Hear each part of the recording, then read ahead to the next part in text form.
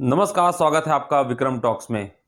भारत की चिंताएं बहुत ज़्यादा बढ़ गई जब आज के मैच का अगर आपको हाल बताएं ना, तो हम सब जानते हैं कि स्थिति बहुत ख़राब है और कहीं ना कहीं हेड से हार रहा है भारत।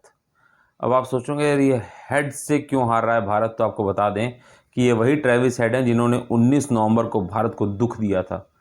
वो मतलब कहते हैं ना, चौके छक्के की जो झड़ी लगाई थी ना एक दिवसीय मैच में, उसने ना केवल वर्ल्ड कप फाइनल से हमारी वो सारी खुशियां छीन ली, बल्कि एक झटके में बहुत सारे सपने 2011 वर्ल्ड कप के बाद तोड़ दिए।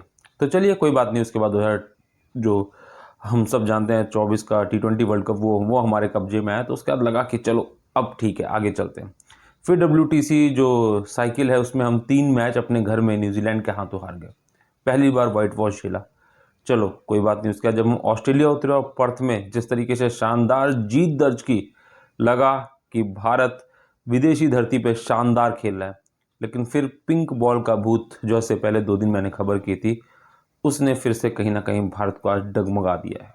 जी हाँ, आज के खेल के दिन जब शुरुआत हुई तो शुरुआत काफ़ी शानदार रही थी भारत की तरफ से, जब बुमराह ने विकेट लिया था। लेकिन उसके बाद ये ट्रेविस हेड नामक जो बल्लेबाज है ना, जो भारत के लिए तूफान खड़ा कर देता है ना, आज उसने फिर से 140 रन की धुआंधार पारी खेल दी।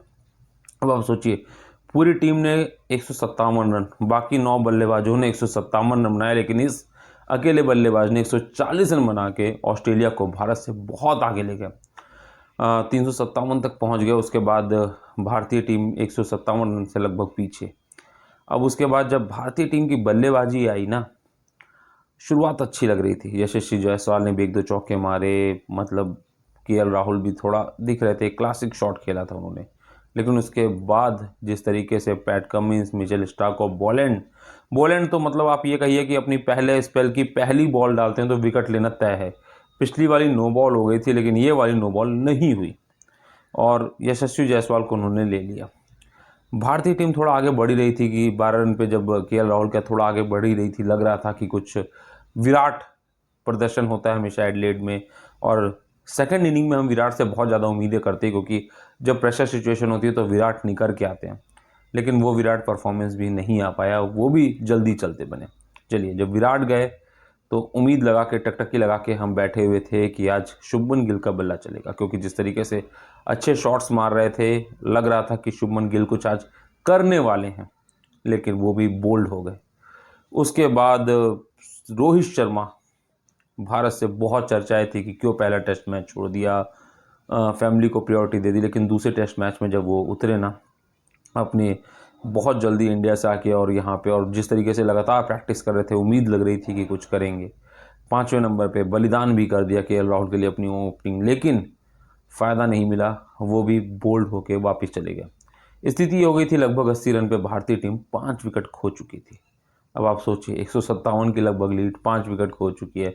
लेकिन फिर से एक धुरंधर खड़ा है मैदान पे, जिससे उम्मीद है, क्योंकि गावा का घमंड तोड़ने में सबसे बड़ी इनिंग जिसने खेली थी वो थे ऋषभ पंत।